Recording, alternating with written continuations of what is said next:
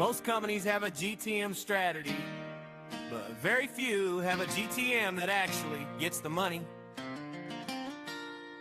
If your go-to-market feels like a series of broken spreadsheets and missed targets, it's time for a system update.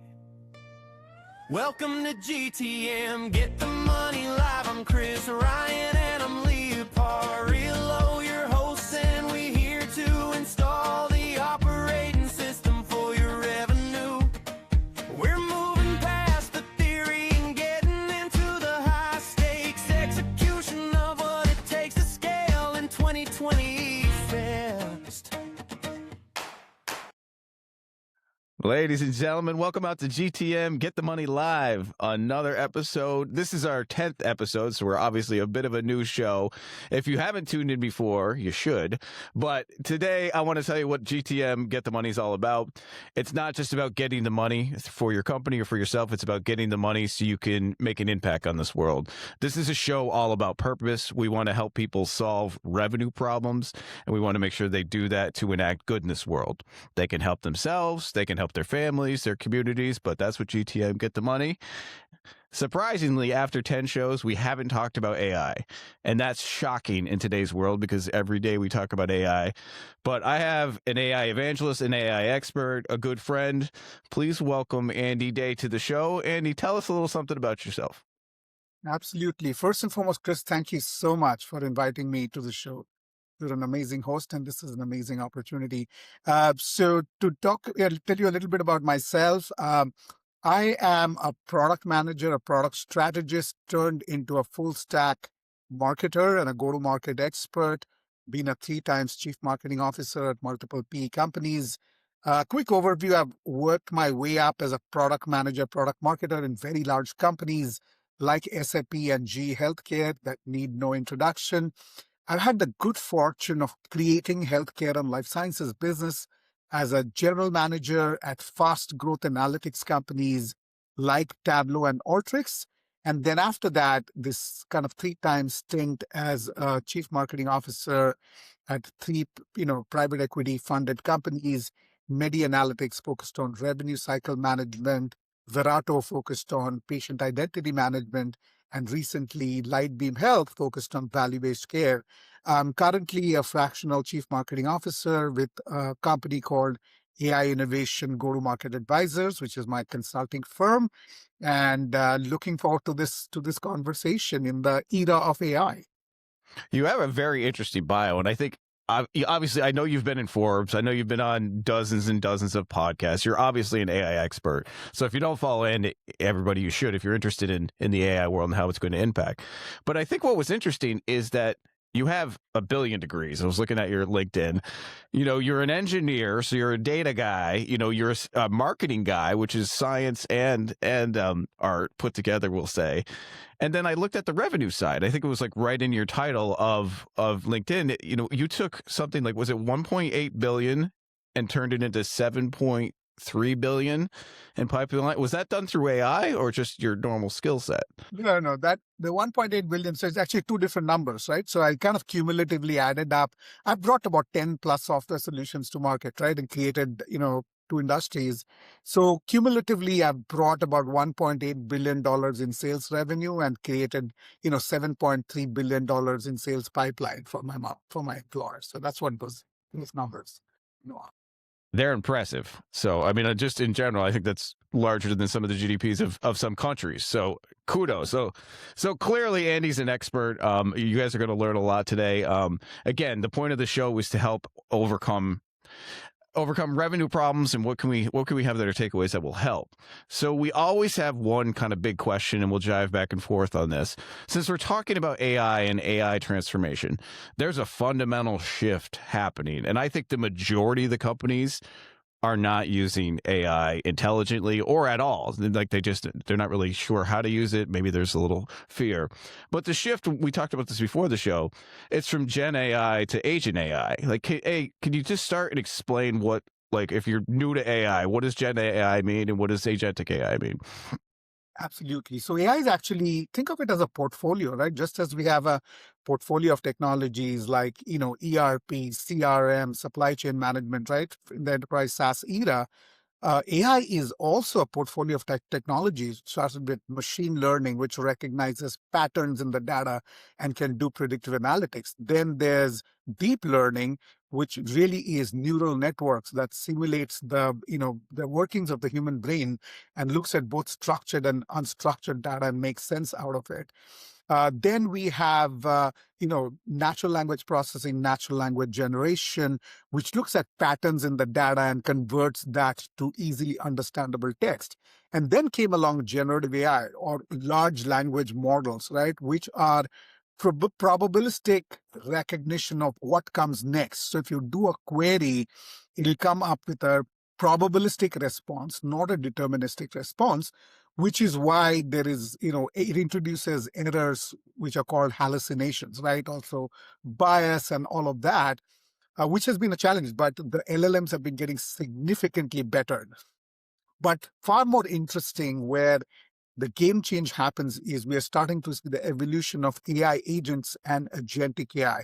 They're actually related but slightly different. So they use LLMs or small language models to enable them, but do far more than query response, right? You really ask, they generate actions. They can automate processes and tasks, right? And so agentic AI, think of agentic AI as the operating system that runs one or multiple agents, and that's the world we're getting into. You have multiple agents which can be chained and do a series of tasks which are being done by humans today, and it can be done with what is called human in the loop. So at the end of the day, there is a human being to govern and observe and ensure that it is aligned with the policies of the company. There are no hallucinations. Something that it's putting out is free of bias, etc. Or if really get to the holy grail of what this arms race is all about, it's getting to the stage of, uh, basically artificial general intelligence, AGI, or which is also called singularity, which is AI automation, which is literally lights out, no human touch, if you will. Repetitive process that's being done by humans today is perfected because the AI has cognitive prowess that is equal to or better than human beings. It can sense its environment, it can adapt when things go wrong, and then basically generate a response which is completely automated. Slightly scary, right? I mean, if you think about it, right? A world that is, imagine a missile launch system that's run by agents like that, right? And the possibilities. But that's basically the world. So we are at that transition point, to your question, the cusp, where we are seeing Gen AI, LLMs, right? Platforms, things like think Claude, Chat GPT, Perplexity, literally moving from just pure LLMs to becoming enablers of AI agents, right? Which is pretty exciting. It's amazing. And I mean, it just, for the layman out there, like the common listener, like if you're not familiar with this world, that was spot on perfect, because I'm in this world as not as deeply as you, but pretty deeply. The AGI is like, the dumb way to say that, in my words will say, is that's when AI becomes smarter than humans, right? It's self-operable, like, and it's just, again, maybe the world ends, who knows? Let's have fun while we're doing it. But I think the generative AI is what most people are doing right now. They're typing in, they're maybe using one LLM, and they're maybe just getting the answer, and they're putting that out in a billion different ways, arguably wrong. But, you see it on a day-to-day basis. When you get to agent AI, we'll just say, like, that's when these agents are stringing and creating this system where they're all working together. But why? Let me ask you a question. Why would you need to build an agentic system if most people think an LLM suffices? Like, what is the reason that an LLM isn't perfect, I guess, other than hallucinating? Absolutely. So an LLM is kind of, think of it as a glorified Google, right? It's Google, Google again now as AI. So it's the Google of today is not the Google of yesterday. But imagine LLMs just using it for query response is like glorified Google, right? The Google of yesterday. Where agents start to get interesting. So for instance, I've just floated this solopreneur, entrepreneurial venture for the first time. And it's daunting, right? How much can one person get done? So now I've created a brain in Claude. I'm using Claude Pro as my primary, platform, if you will, my AI platform. And in addition to doing, queries, right? Standard queries like you do with chat, you can now actually use Claude Cowork to do tasks. But you can also set up, skills. So for instance, I've created a brain, I've created my writing skill, I've created my skill for, producing PowerPoint. And now, instead of spending 5 hours writing a blog post, uh, I can research a topic that is compelling and ask Claude to write a blog post in my voice and tone, having fed it all of my previous writing, my podcasts, etc. And in less than 5 minutes, Claude will literally create a very comprehensive, uh, defensible blog post, literally in my voice and tone, which wouldn't be evident to anyone else that it has been actually crafted by AI. So from going from that 5 hours to less than 5 minutes is a huge productivity jump, right? Now imagine if I can do that for engaging with people on LinkedIn. Imagine am I literally creating an agent that will take calls, right? That will screen people and then only send me the calls that are relevant. Imagine creating an agent that looks at my email inbox and is stratified into 3 areas, really escalating the one that need my direct attention and response for me. So for people that are potentially solopreneurs or aspiring entrepreneurs, it just increases the productivity. But going forward, even if you are a busy mom, right, or someone, for instance, who hates dealing with planning travel, I can see an agent that literally says, I want to go to Istanbul, right? Plan out my itinerary for me. I want to be there for 5 days. So it'll literally create a credible 5-day itinerary for you with suggestions, etc. And then if you take it to, again, the AGI level, say, go, make those bookings for me, right? So it'll literally make restaurant bookings for you. It'll reserve a show from you with the swirling dervishes, of Islam, right? It'll ensure that you have an opportunity to see the Blue Mosque. It'll ensure you have an opportunity to take a dinner cruise on the Bosphorus River. It knows you like seafood. It'll point out restaurants that serve great seafood on the streets of Istanbul. So for everyone, that's what becomes relevant, is that for mundane tasks or tasks that you do not enjoy doing, you can now turn it over to an agent that is going to be like your assistant that will do it for you. Hopefully, so a lot of us love to travel. So I hope the travel example resonated. The travel's perfect because I'll tell you just a personal story right now. I got married a few months ago. We haven't gone on our honeymoon yet. And thank you. So she hasn't left me, so we're doing well. But that's what I did. We built agents and then we're trying to plan out the honeymoon. We're trying to figure out exactly what we want to do. But I need all the variables. Like I want the information to make a decision.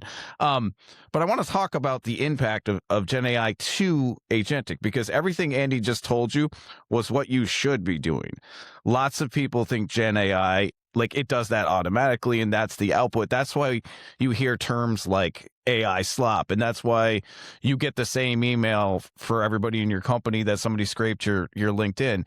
It's just not there yet. So Andy's point is you're training it, you're building it, you're telling which LLM does what. Like we all love Perplexity because we think it's better for research. We all like Grok because it's good for current stories and, et cetera. You can go on and on, but it's about building this system.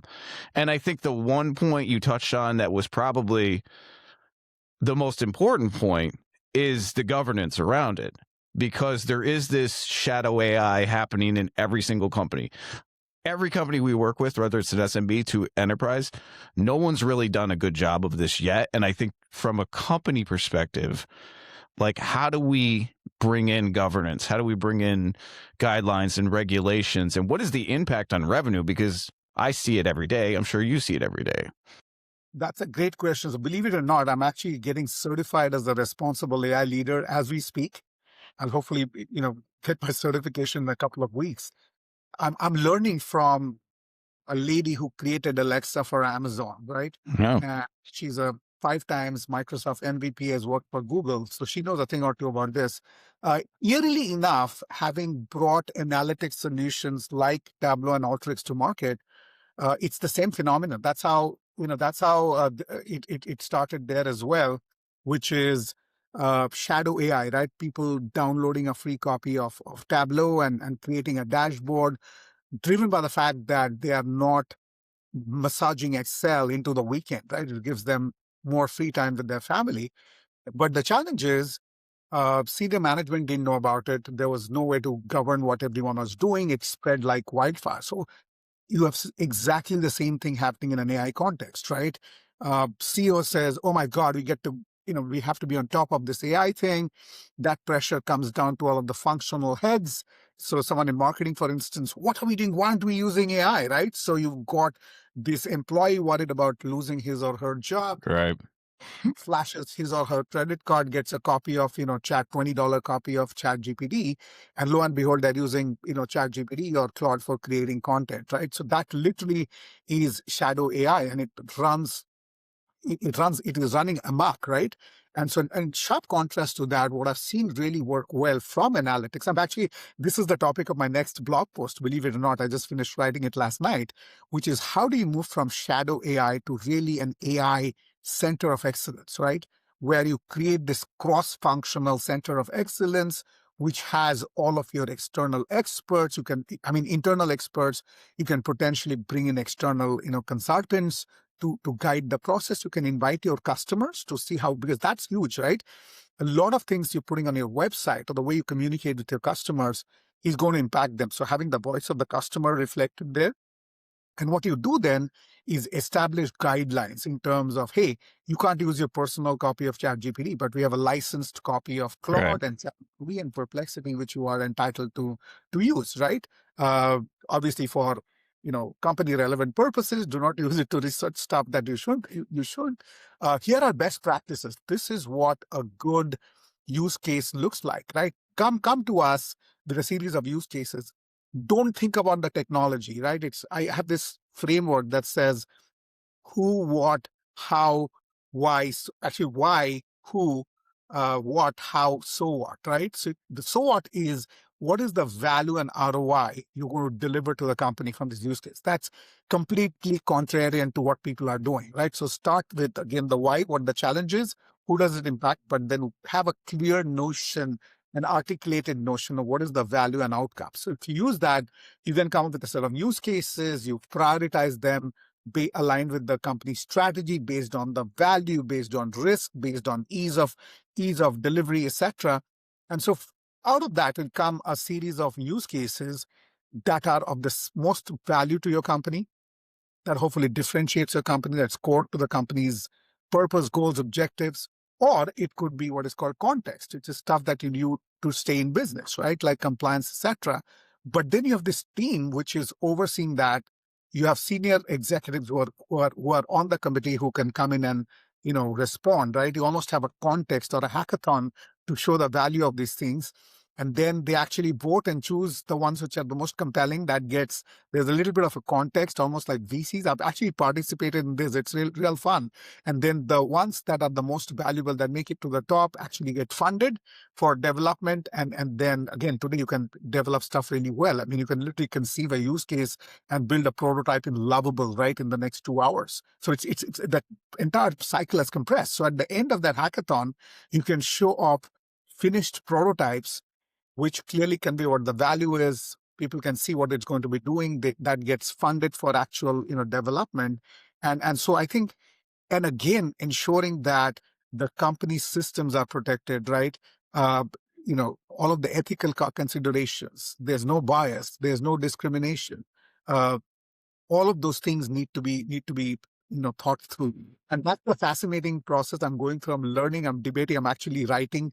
I brought 5 agentic AI solutions to market. So I'm analyzing how well did the solutions and the process adhere to these governance, ethics, privacy, security, standards and conventions. But I think going from to big picture, going from that shadow AI model that is the wild, wild west running amok to a more controlled, governed,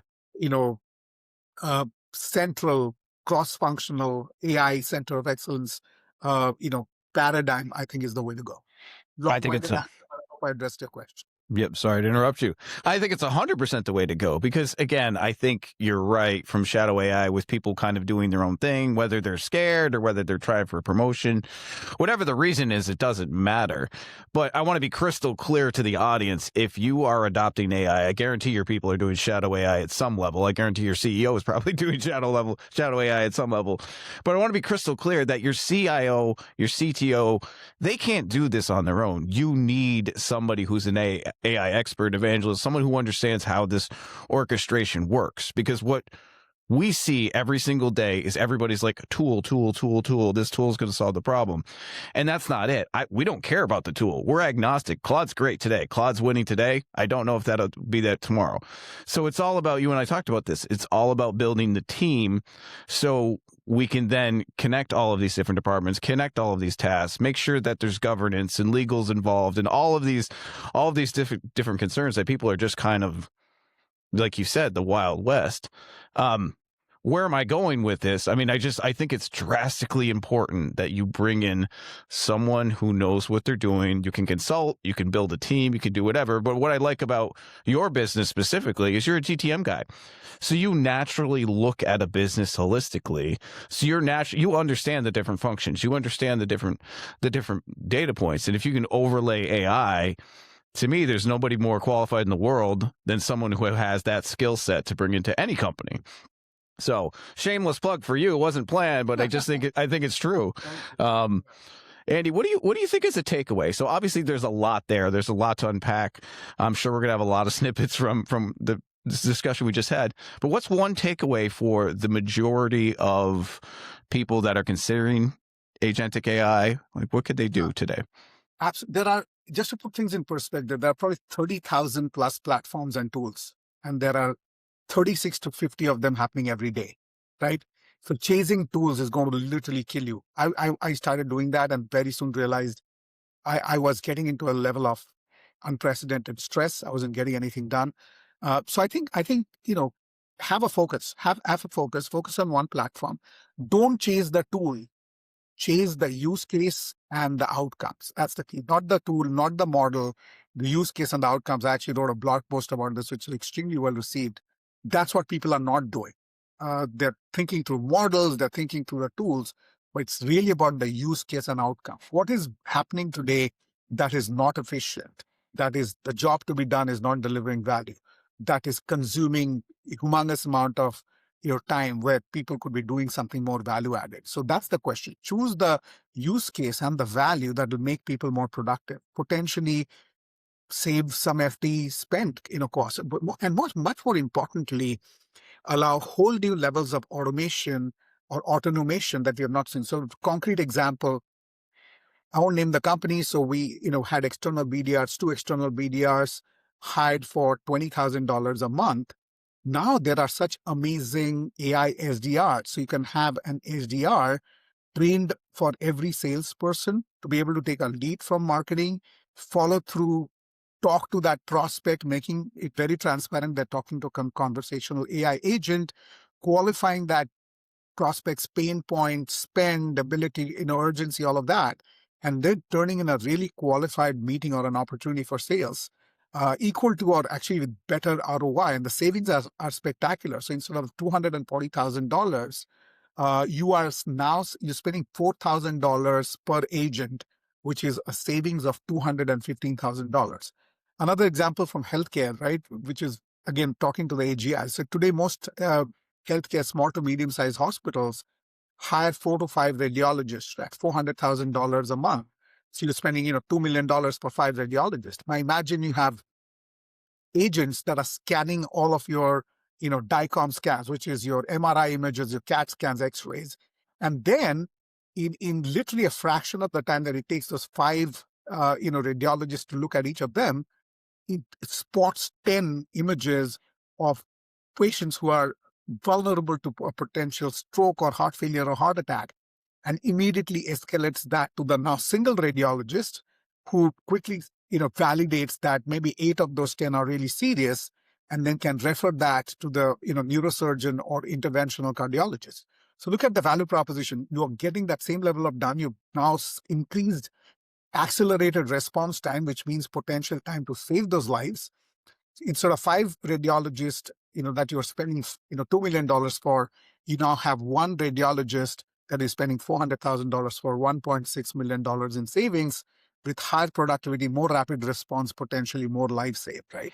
So that's the way to think about it, is Yeah. how do you change in terms of, risk or outcomes, in terms of ROI, while improving the productivity, just especially not just for the people who are content writers, but again, radiologists that you're paying, $400,000-$500,000 to. That was really quick math, I will say on the fly. But like, I'm going to boil that down because I think you said the takeaway earlier. It's asking the so what question. Like, what is the outcome that's going to be the most impactful? And guys, this isn't about eliminating jobs. It's about making everybody better. So your radiologist, she or he, like giving them the data they need. I talked to a guy in Seattle, and that's all they do. They're data processing AI guys, and they're like the amount of lives that they're saving. And I had one conversation with their CEO is shocking. They just take massive amounts of data.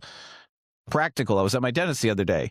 They had AI built in and they're looking at x-rays, and I was like, whoa. I was like, I didn't think it trickled down that quickly, but it's all agentic. I still want to go back to the point, guys. Don't just trust AI to do this. You need to build the system the right way. So if you're using your example of an SDR marketing all in one, that only works if you build it the right way. If you don't, and not to be doom and gloom, that can kill your brand. Open your email box right now if you don't trust me. How many emails can you tell me that are not written by AI? And if you do it right, it's relevant to you. It means something. Even if you recognize it's AI, I know the company that's pitching me at least took their time to understand me and then transferred that intelligence to the people that I potentially will do business with. Anyway, good takeaway. The so what. I think you should like trademark that, the so what method, or the so what. Well, I like it a lot. Yeah, it's also a message. Of course you have. Yeah, absolutely. It's just such common sense that people don't get, right? And from messaging to really thinking through business case justification, it's an amazing, very simple, intuitive framework that works really well. Yeah, as I discovered, as an engineer turned into a marketer, the hardest thing in marketing is to keep things simple. In marketing and sales, in go-to-market, how do you keep things simple, right? So. Yeah, Brett, I think you've done an amazing job. And it's been an honor to get to know you and learn about you, because I thought we were in the top tier of AI companies. And now I talk to you and it's like, oh, we still have a fair amount to go, but it's good. So without further ado, so we obviously have some pre-interviews. We kind of talked about what we were going to speak about during the live show today. I always have a mystery question, and I never talk about this with guests. So I have a special AI question for you today. So we talked about the so what method. We talked about how this impacts revenue and how this can help companies. We talked about a lot. Let's talk on the personal level. What have you used AI for that, let's just say it's silly or it's just embarrassing? Like, can you share a story of sometimes you've typed something in AI, and I'm happy to share because I do this all the time, things that I do. But what's one thing that you just think is so funny that you put in AI that you probably didn't need to, or again, just wanted to? Yeah, I mean, there's so many of those, right? So it's hard to relate. So I obviously have a number of hobbies. I'm a travel blogger. I'm a writer. I'm a poet. I'm a Bollywood DJ. So I'm research. I'm a spiritualist. I'm a mystic. So I'm researching a whole bunch of things. And sometimes you look at the answers and you see obvious hallucinations, right? And you say, oh my God, I could have done this better than, AI came up with, right? But again, you realize you are in the early stages. What is astounding is how soon is it learning and getting better, which is almost scary. And that we have never seen that. So for a lot of people, it's like AI is just like the internet and, blockchain and internet of, it's not. The difference is this thing is learning and getting better by the day and the week, right? And that should be, cause of concern and a reason for you to jump on board and say, I need to be at the front of this, because again, when it gets to AGI, who knows what will happen, right? I mean, there's some pretty, scary, notions of what it does to society. I don't think people are thinking about that enough in terms of impact on society, impact on the dignity of people, right? Their livelihoods. How do they buy goods and services? How do they pay taxes, right? there's this notion of this unified high income that the government is supposed to miraculously, award everyone with, right? How do the economics work? Those are very deep and profound questions in terms of the changes that will be perpetrated once AI really, it already is happening, right? You see kind of the bloodbath across tech companies, etc. And then you have to ask yourself, where is this all going? How does society respond to it? Again, the haves and the have-nots, right? The US is at the forefront. Again, there's this battle going on between the US and China. What happens to lesser developed countries? What happens to people that do not have access to, AI at all? So again, this haves versus the have-nots, right? So there's some deep and I know this question is not what you asked, right? It's supposed to be a fun question, but there's some very profound implications that I think people need to start thinking through. I mean, yes, it was a profound answer to a somewhat silly question, but I did learn that you're a poet, that you're obviously an author, and I didn't know you were a Bollywood DJ. So this is all things that I'm learning about you. But I'd like to. I mean, maybe we can kind of end on this point. Is that AI in general it's just like anything. It can be used for good or it can be used for evil. Obviously there's a lot of fear, and there's the Skynet, back in the 80s Terminator movies that everybody thinks is going to happen, and it might. But I hope, let's just say that, I hope that it breaks down walls, and I hope that it builds better connections in humans so we can understand what somebody who's not like us, so again, it's how you use it, and hopefully there's more optimistic people and positive people in this world that want to use this in a profound way. So that's my soapbox. Not running for office. That's what I believe. All right, so Andy Day includes both of us, right? I mean, I hope so. Otherwise we'll just go to a beach somewhere and figure it out. But where can people find you, Andy? Yeah, the easiest way to find me is andyday.com, which is my professional website. You can also connect with me on LinkedIn under Andy Day. And a lot of my thought leadership, my blog posts are on LinkedIn. I also have a newsletter called Actionable Go-to-Market Insights, very recent, got 1,100 subscribers in the first week. So that's where all of these thoughts, all of these original ideas I come up with, I share it with the rest of the world. So andyday.com. Andy@andyday.com is where you can find me. We'll put it on the screen, and it's not DAY, just to be clear. It's Andy, ANDYDE.com. So we'll put it on the screen, but I very much invite people to follow you to get your content. I just think it's so valuable. Your newsletter's great. Everything's about that. I'm going to ask you to include like a Bollywood song or something now on your next content. But so, Andy, this has been a great conversation. Ladies and gentlemen, this is what GTM is all about, helping solve problems. And Andy, you've been a great guest. Thank you so much for coming on. Thank you, Chris. I'm truly grateful for the opportunity and absolutely enjoyed this conversation.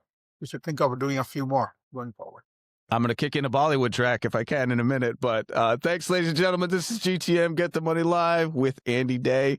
We'll see you next time. GTM, get the money, live with any day.